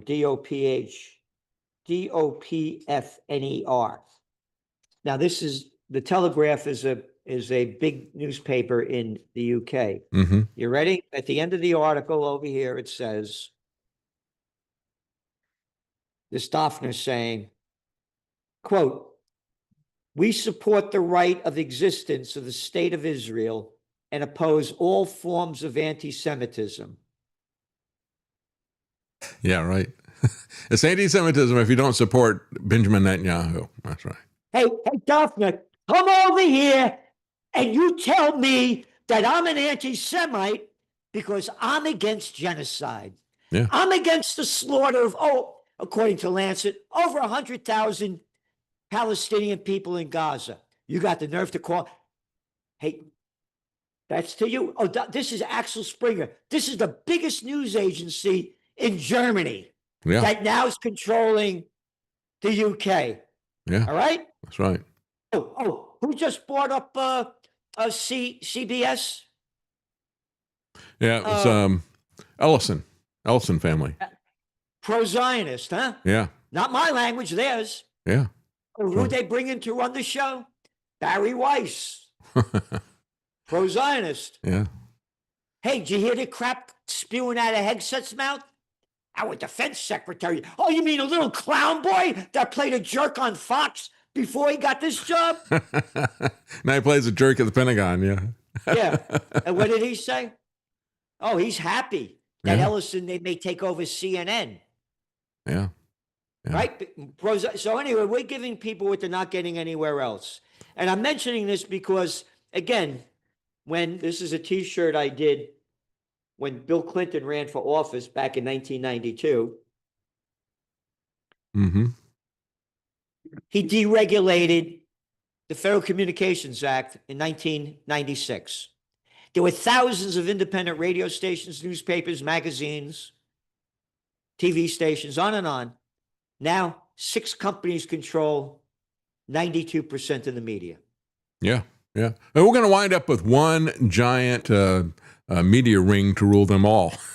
Yep. Run by Sauron. Right, yeah, that's right. They're consolidating everything. We're only going to have one. I remember a few years ago we were talking about, look at this, we've got about a half dozen media companies now. Well, those half dozen media companies have been consolidating more and more. We're going to wind up literally with just one media company that's going to be the Ministry of Truth. Yeah.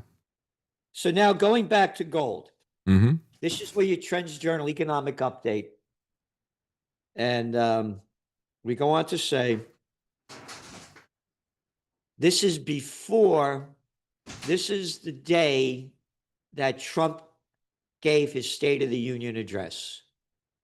We had forecast in the magazine that by the weekend, he would attack Iran. Mm-hmm. Mm-hmm. I did a podcast with Judge Napolitano. Remember, Trump does this on a Tuesday. On a Wednesday, I do a podcast. There's one coming up tonight with the judge. I say he's going to attack this weekend. Mm-hmm. Anyway, we go on to say that later on, we go on to say, on the gold side, as a result of the U.S.-Israel attack on Iran over the weekend, gold had spiked. Remember, they attack him on February 28th. Saturday. Now, this is Monday. Saturday. Right? And you've been saying for months it'll start, even before you got more specific about that particular Saturday. You've been saying it'll happen on a Saturday because they want to do it when the markets are closed. Right. That's Yeah. when they did it in June, and that's when he invaded Venezuela, which everybody forgot about, and kidnapped the president and his wife. Anyway, gold had spiked to $5,400 an ounce on Monday. But then, with a blink of an eye, when the equity markets opened in the U.S., prices fell some $200 an ounce, right like that. Yeah, that's right. Okay? Now, let's go back to what just happened when BS Trump last Saturday said, I'm giving them 48 hours. 48 hours. And if they don't do what I tell them to do, we're going to bomb them and don't put me in a riot, right? Yeah. Right? Right. And set the Mideast on fire as well, because they promised that they would attack all the other infrastructure as well of all the other countries that there. So he was basically saying 48 hours before we set the Middle East on fire. And then what happens on Monday? Hey, I'm talking to them. We got a deal. Let's make a deal. I'm the apprentice, all right? It's the presidential reality show, all right? It is, yeah. I'm just doing a TV show, so you listen to me. We got a deal going on with them. Oil prices fell 11%. Yeah. And what happened a couple of minutes before he did it? It's all the data's there. That's right. Oh, the Trump teams, they don't know who did it. They bet, what, $500 million? Well, I'm sure Kash Patel and Pam Bondi are going to find out who did it and prosecute them, don't you think? Oh, yeah, of course. It's rigged. Yeah. Now, that's right. To make it 1,000% clear how the gangster. Oh, by the way, what happened to the Epstein stuff? Shh. Yeah, that's right. Okay. I forgot about that. All right. Yeah, who says crime doesn't pay? Yeah. You ready? Why did gold prices and silver dive? And here's what he wrote. Once upon a time, not too long ago, J.P. Morgan Chase was fined for rigging the precious metals markets. Here is what Reuters reported. So it's not out of my mouth. We wanted to put the clear from mainstream. J.P. Morgan, this is September 29th, 2020. J.P. Morgan Chase & Company has agreed to pay more than $920 million and admitted to wrongdoing to settle federal probe into its trading of metal futures. They go on to say that the bank for several years and marks a significant victory for the government's effort to clamp down on illegal trading in the futures and precious metals market. They were rigging it. Oh, yeah. Hey, all right. I'm Jamie Dimon. I'm some arrogant piece of scum. We can get fined on $920 million. I don't go to jail. That's right. Hey, pull over. Your back light was off. Get out of your car. Spin on your head. Repeat the alphabet backwards. You have anything to drink? You're going to jail. All right? Yeah. Or I might kill you. Prosecution to the fullest. For we, the people of Slavelandia, like scumbags, like pieces of arrogant criminals that rigged the precious metals market.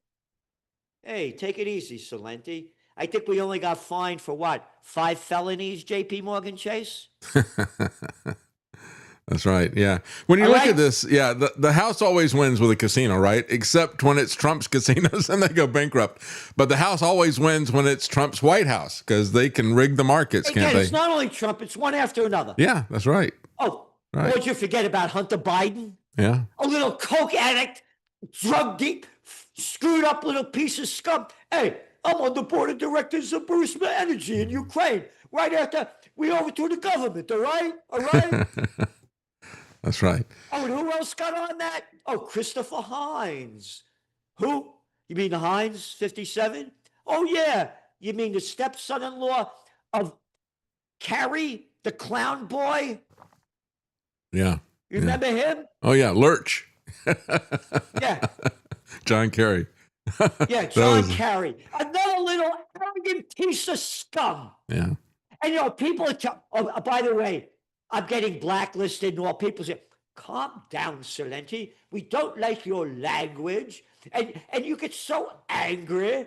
Oh yeah, you wouldn't be angry if you're a Lebanese and 1 million of you got thrown out of your homes. Oh, you'd be very happy. Don't be angry.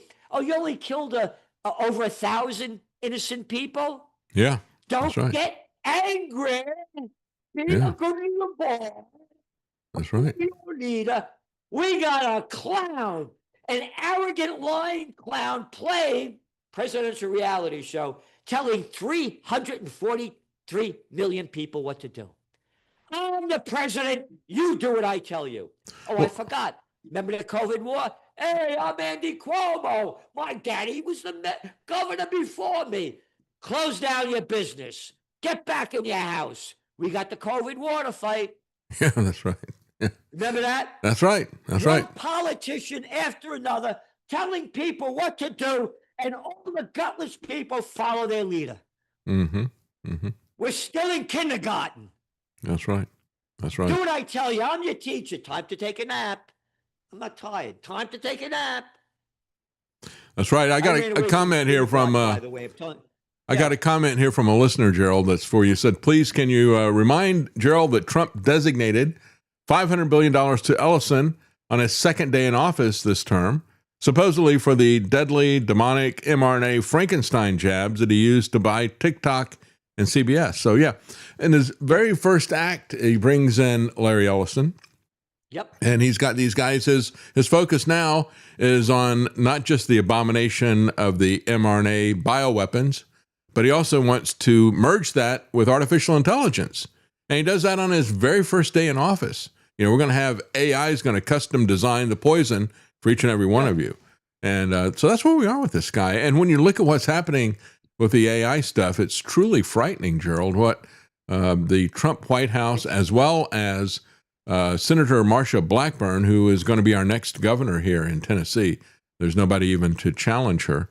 They're putting out this, they want to get rid of any obstacles that anybody at the state or local level would put for artificial intelligence, and they want to fully weaponize and control it and centrally control it in Washington. And it's very frightening to see what these people are doing. It is the ultimate weapon. It is just like the mRNA stuff. It is a weapon against us. Oh, yeah. Again, love it, hate it, want it, don't want it. Mm-hmm. AI is the future, and the government's going to control more. And again, we're talking about gold. They're going to go to central bank digital currencies. You see, again, we're writing the articles in the Trends Journal, how the Trump team's on all of this stuff. Oh, stable coins. Well, yeah, don't you think that's the way they're going to do it? I mean, they've come out, kind of their cover has been blown to some degree here in the United States. And in Europe, they don't even care. They still call it central bank digital currency. But here, I think they're going to accomplish the same thing with the so-called stable coins and tell everybody, oh, it's not central bank digital currency. Don't worry, it's not that. When functionally, there's no difference, really. None. It's just that they're cutting themselves in on a big part of the profit rather than letting all the money be made by the Federal Reserve. Yep. And again, the Trump team's totally in it. Let me ask you this about what Iran is doing, because they've been playing it pretty smart in terms of not just the military stuff, but also the economic asymmetric warfare. One of the things that they're talking about doing is setting this thing up as a toll area, and they're going to charge people to go through. They're going to charge people in, you can go through if you pay in Chinese yuan. Yep. And so it looks like they're trying to help the Chinese establish something similar to the petrodollar that we no longer have, because we lost our partner on that, Saudi Arabia. So Iran wants to be the partner of China in terms of setting up a petro yuan, looks like. What do you think? Well, it's only going to go so far with it, and but again, they've had enough of it, and the world is, people are suffering from this. Here, again, I just read to you the day that Trump went on the air about his State of the Union address. Because you elected me, in most states, the price of gasoline a gallon, $2.30. Now you don't worry about it, right? Now we don't. Now we're not supposed to worry about it. Yeah. By the way, it was a lie. I looked it up. It was $2.92. Now, what is it? I just went on the air before we went on AAA. Uh-huh. $3.98 a gallon. Wow. That's the average? Average in America. Wow. And of course, when it was cheap, when it was cheap and he was bragging about it being cheap, he wasn't smart enough to fill up the Strategic Petroleum Reserve gas tank before he goes to war in the Middle East and sets it on fire. What do you mean smart enough? What has he ever been smart enough doing? I know, it is when you go back and look at this, I mean, people are just going to be shaking their heads at the actions that he did, not even from a moral and a legal standpoint, but just from a pragmatic standpoint. What he's doing is so incredibly stupid. It's hilarious, really. Again, it's one lie after another. You're asking me why gold is going down and hasn't risen.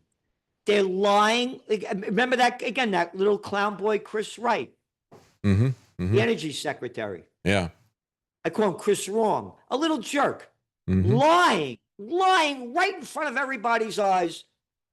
We got U.S. naval forces bringing tankers, oil tankers through the Straits of Hormuz.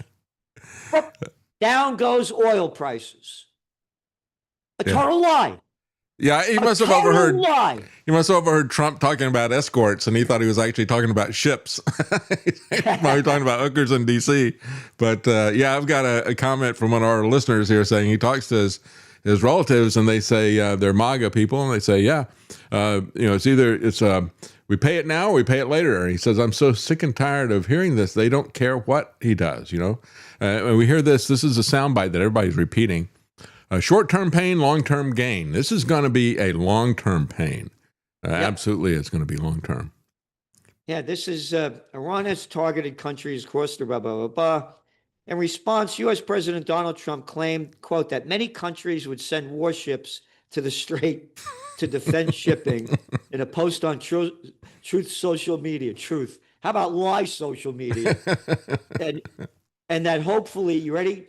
China, France, Japan, South Korea, Britain, and others will send vessels. This is what he wrote. Yeah. Meanwhile, he warned that, quote, the U.S., you ready?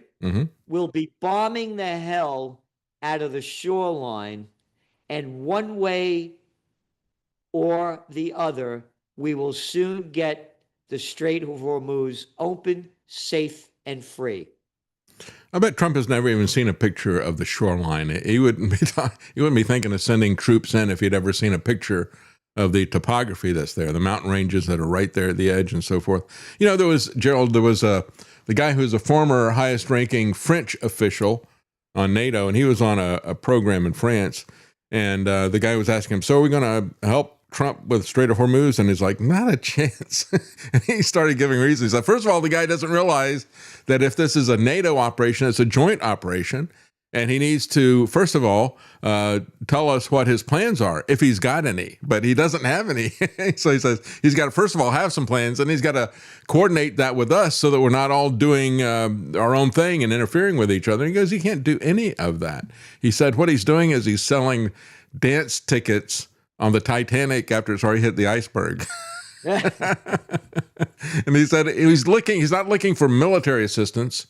He's looking for political assistance.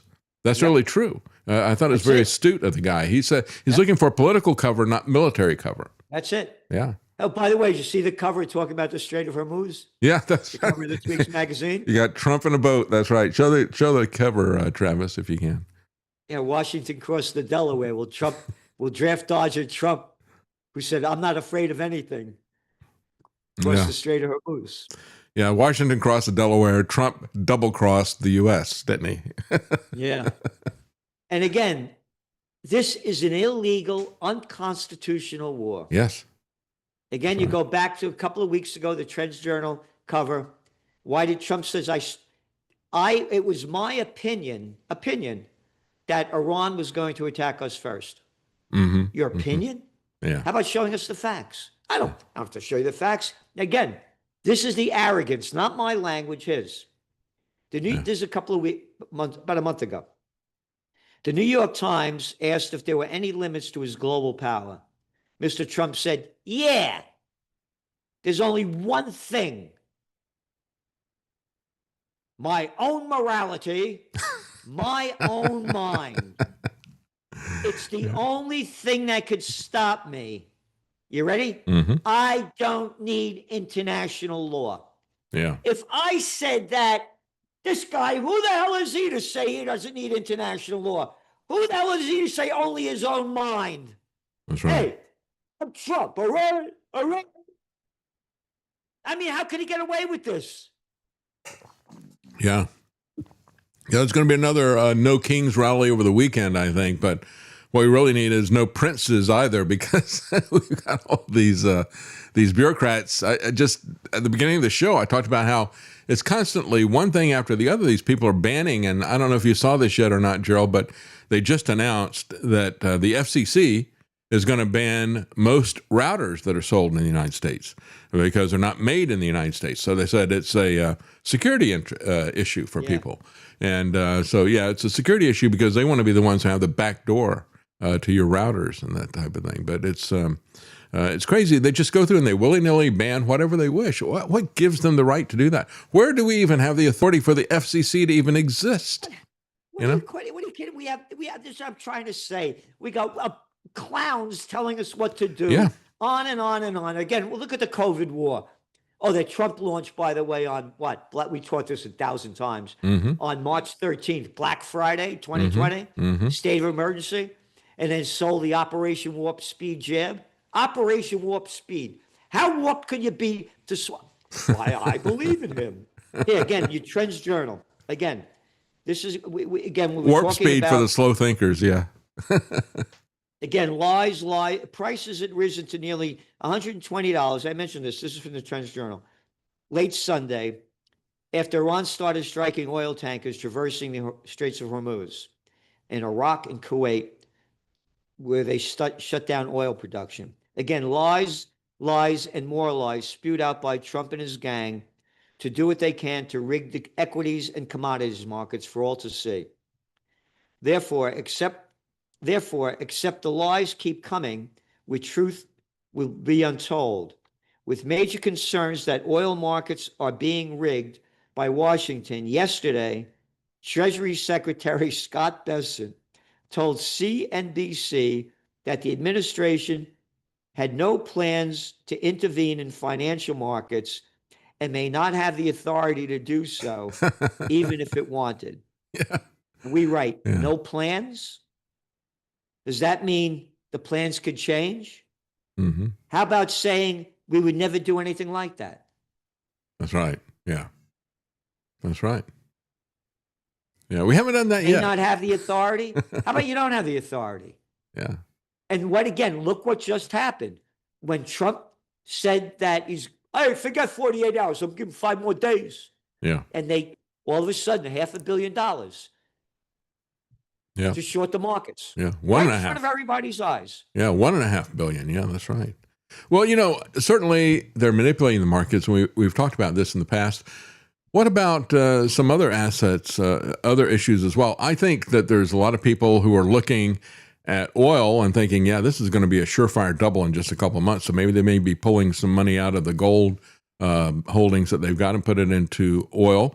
Another thing I want to get your take on, what about the Gulf states? I mean, these guys are seeing their income being blown up and blocked off. And so I think there's a lot of Gulf states out there that need some liquidity. They might be selling their massive holdings in gold as well. What do you think about that? That's very true.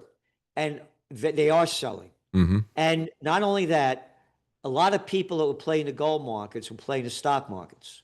And the stocks, again, we wrote in the Trends Journal magazine before Trump gave his State of the Union address, we had all the poll data in there.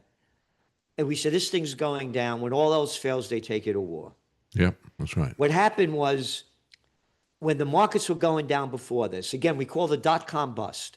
And you're seeing what's going on with the private equity groups. They can't Apollo one after another. Oh, what did Moody's just downgraded KKR? Really? Yeah. To junk. Wow. That's David Petraeus where he hangs out. You got it. No, you didn't say his name right. It's David betrayed us. That's right. He did. Absolutely did. And of course, Kravitz guy or whatever and betray us. Regulars at the Bilderberg conference. Always there. It's truly amazing. Well, gold has been a safe haven. And I think that's why a lot of people are surprised that we had a bad week. It was like the worst week that had in 43 years in terms of gold going down. Of course, it's still up over the, over the last couple of months, over the last year, it's up significantly. All of the fundamental stuff that is there in terms of long-term perspective are still there and even stronger. And so when I look at it, I see gold as being on sale. I don't know what you see when you look at it. Hello? Did we lose Gerald? I guess we did. Okay. Well, on that cliffhanger, we'll try to reestablish contact with him. But that's the way I see it. When you look at all the different things that are happening, is the American problem with debt and inflation, is that better now that we've got a war, or is that worse? All the things that have put us there, all of these different factors have gotten much worse. And so again, I just look at situations like this. The markets play everything for the short term.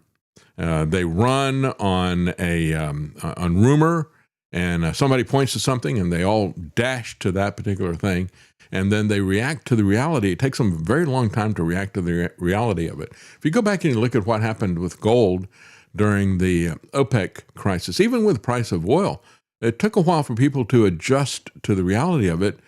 Going back to the OPEC 1973 oil embargo. Now with this Trump oil embargo, it's taking people a while to get their head around where this stuff is happening. The long-term, you're not going to see long-term trends in the marketplace. They're going to react to what is happening immediately. It's like, if you remember Up, where they had the device where the dogs, you could hear what the dogs were thinking, verbalized it.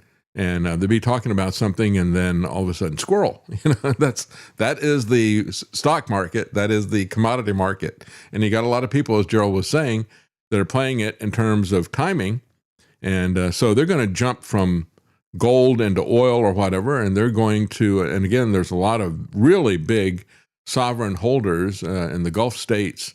They've got to be looking at this and saying, what are we going to do in terms of liquid income in order to keep ourselves afloat here? They're going to liquidate gold right now. And I think that's what we're seeing right now, a lot of selling pressure on that. Well, we're still trying to get Gerald Slinty on. But as I look at that, again, go to davidknight.gold, and that'll take you to Tony Arterburn, and he can help you get some physical gold and silver, not the tokenized stuff, not the paper stuff either. Don't settle for substitutes. Get the real thing. Get the real thing that you have physical possession of. That's where the real gold value is. Having physical possession is as good as gold, and there isn't anything that is going to be as good as that is going to be a token or a share in some kind of a fund that is there. While we're waiting for Gerald to come on, I want to get back to what we were talking about with the war, as a matter of fact. Let's go back to, here it is right here. This is where I left off. Just talking about Trump and his idea that he is he's supposedly talking to these people, and yet there's no evidence that he's talking to them. He is still out there boasting about what he's doing, as a matter of fact. We've won this. This war has been won. The only one that likes to keep it going is the fake news. I mean, the New York Times, you read the New York Times, it's like we're not winning a war where they have no Navy and they have no Air Force and they have no nothing. And we literally have planes flying over Tehran and other parts of their country. They can't do a thing about it. For instance, if I want to take down that power plant, that very big, powerful power plant, they can't do a thing about it. It's like, take me. That's all they can do. And yet, if you read the New York Times, or if you watch ABC fake news or NBC fake news, you'd say it's a close battle. It's not a close battle. Well, there's not anybody that says that the U.S. is winning except for Ben Shapiro, and he is nothing other than a Zionist propagandist. Nobody questions that as well. As a matter of fact, within Trump's administration, one of the reasons that he may genuinely believe that he's winning because he is surrounded by sycophants and psychopaths. Look at this interplay here with, you've got Stephen Miller, who is just falling all over himself, flattering Trump and praising Trump. And then Trump turns to, let's see, who was the other person that was there? He turns to the next guy and he said, Kash Patel, I think it was. He says, can you do better than that? And he tries his best. The work that President Trump is doing, not only in Memphis, not only in Washington, D.C., but all over the country, ultimately, it will save and is saving tens of thousands of American lives. It is, I'll use that word again, what President Trump has done on border security and public safety is a national miracle that will be studied not only for generations, but for centuries to come. Thank you, President Trump. Thank you, Steve. Yeah, it will be studied for centuries to come, but not for the reasons he said.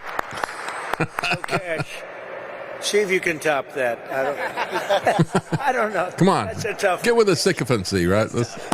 You know, Mr. President, as I look around this venue, I see and I'm reminded again why we have the greatest warriors on God's green earth, the men and women serving in uniform, the men and women serving and wearing the badge, and law enforcement, our police, our sheriffs around the state of Tennessee. I'm reminded that Americans exist to protect this country day in and day out, and they've done it like we've done it here. But what we didn't have was you. We didn't have a commander-in-chief who backed the blue, who resourced the blue, who funded the military, who did whatever it takes to safeguard every single life. And here in Memphis, Tennessee, you have put on a show for the world. You have allowed us to go put on a show. Gangbangers, rapists, murderers, drug dealers at record historic levels.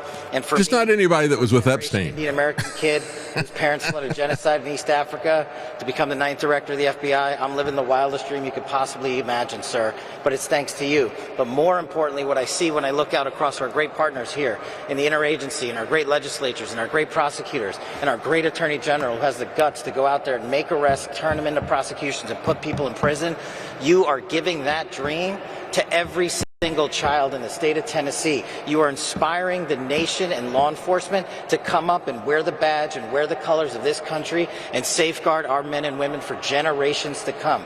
That's right. This is the dream. He's living the dream, this little frat boy.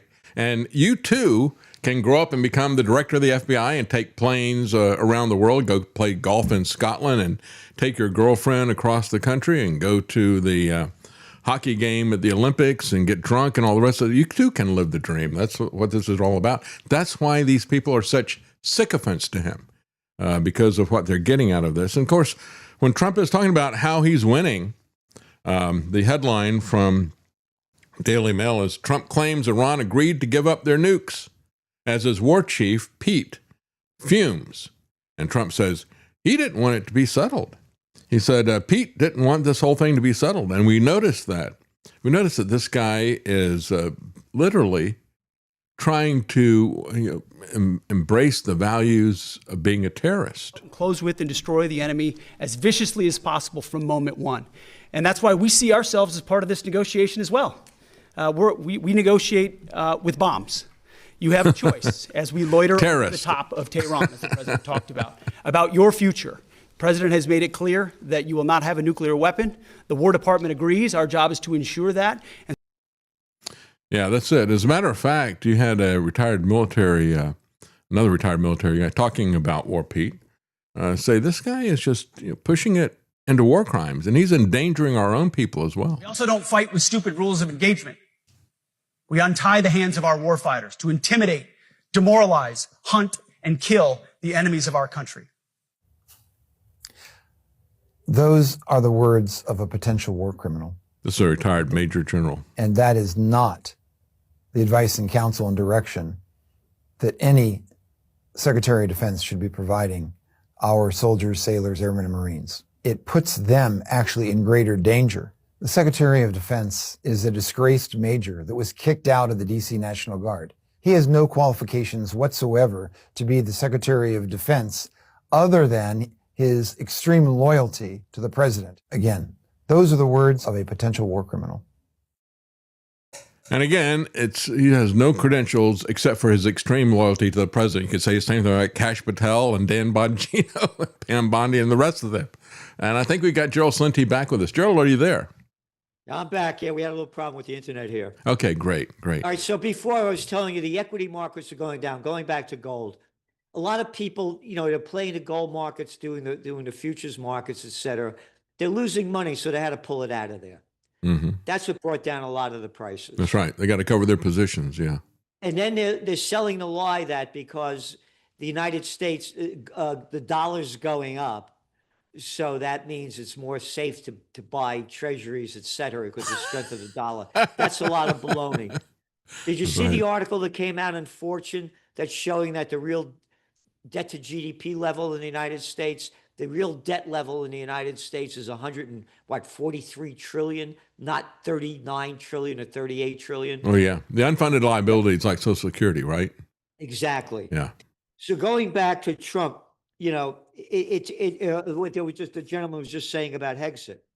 This is March 4th. Remember, the war begins on February 28th. So what?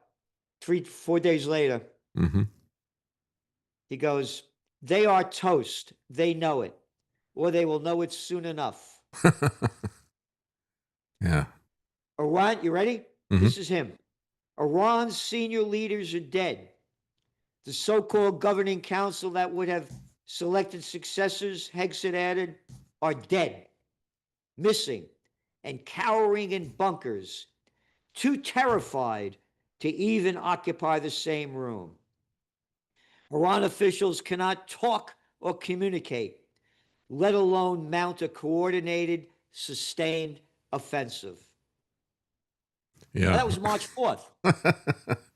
As soon as he says stuff like that, they immediately release a massive barrage against other people. You know, we've taken out all their missile launchers, and then they see.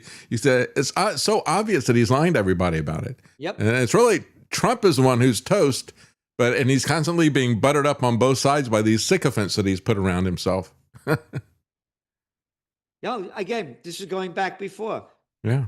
President Trump said there would be no deal to end the U.S. war against Iran without, you ready?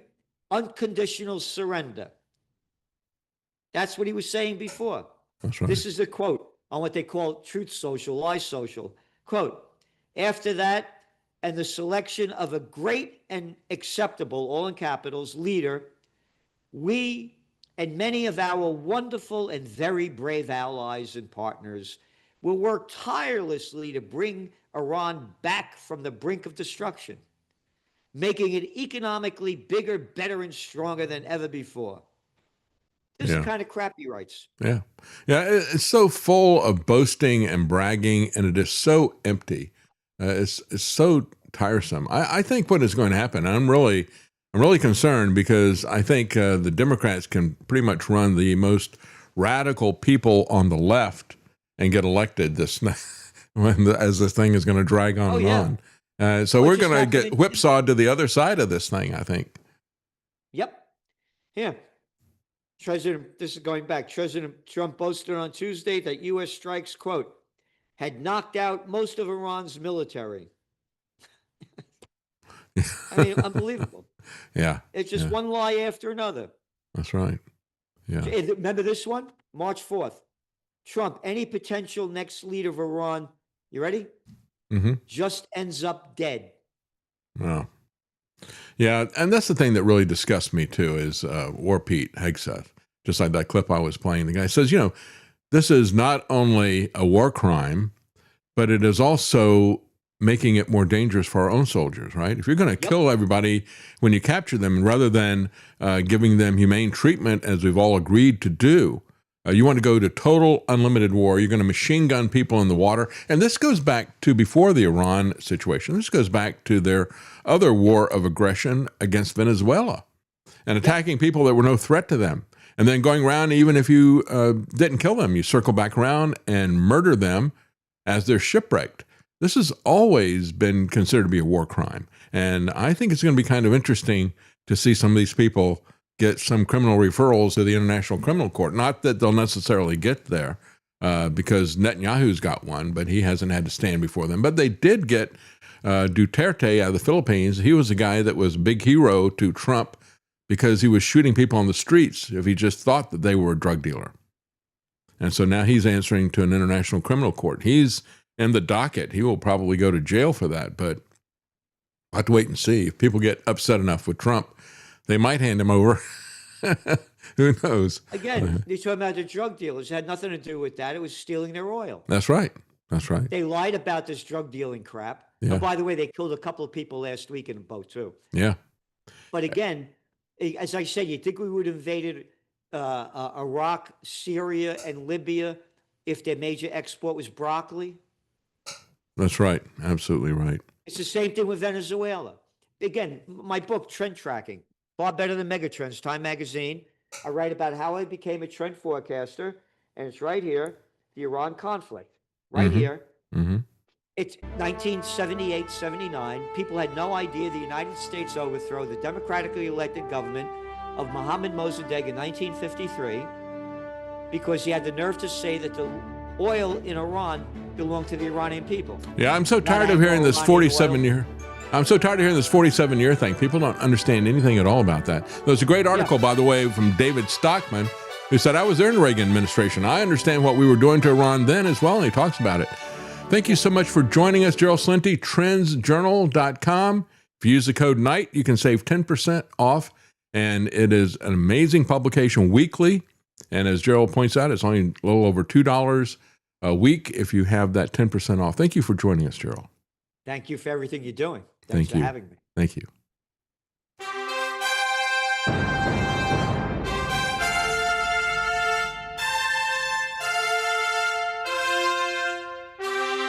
The common man. They created Common Core to dumb down our children. They created Common Pass to track and control us. Their Commons Project to make sure the commoners own nothing. And the communist future. They see the common man as simple, unsophisticated, ordinary. But each of us has worth and dignity created in the image of God. That is what we have in common. That is what they want to take away. Their most powerful weapons are isolation, deception, intimidation. They desire to know everything about us while they hide everything from us. It's time to turn that around and expose what they want to hide. Please share the information and links you'll find at thedavidknightshow.com. Thank you for listening. Thank you for sharing.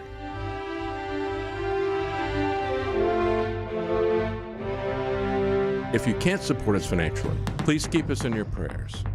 thedavidknightshow.com.